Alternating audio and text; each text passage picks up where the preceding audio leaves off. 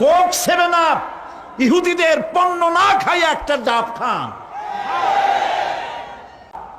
বড় সাইজের পাঙ্গাস না খাইয়া চেলা, পুটি, মলা, ডলা, কাসকি, আর কি কয় বলেন, কি ময়নাটিয়া, মোল্লা, মৌলানা সাহায্য করেন আমাকে, মোল্লা মোল্লা, তারপর লোচ্চা, জি, এগুলো খান। কি হবে?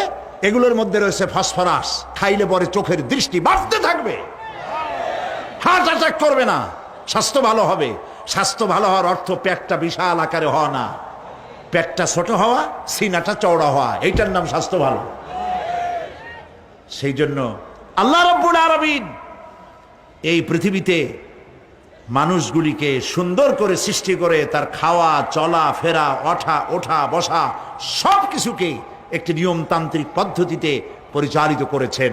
এটা বুঝলে পরে কল্যাণ, না বুঝলে অকল্যাণ। ঘুষের টাকা দিয়া বড় বড় পাঙ্গাস খায়, খাসির চর্বি খায়, পেট খান ফুলতে ফুলতে 2 খান তরমুজের সাইজ হয়ে যায়। কিছু কিছু লোক দেখা যায় বেল পড়ছে, বেল্টে কান্দে যে আল্লাহ ফাটিয়ে যাই কখন।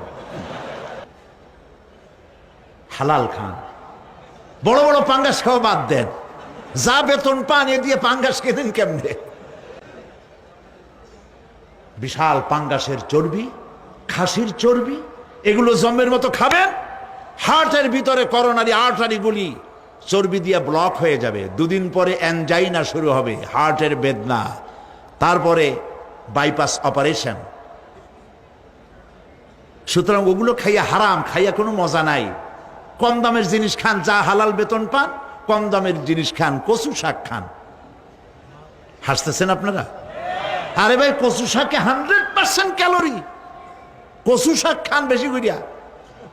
বিদেশি আপেল, আপেল তো আমার দেশে হয় না, বিদেশি আপেল বেশি না খাইয়া দেশের পেয়ারা খান, 2টা আপেলের সমান 1টা পেয়ারা।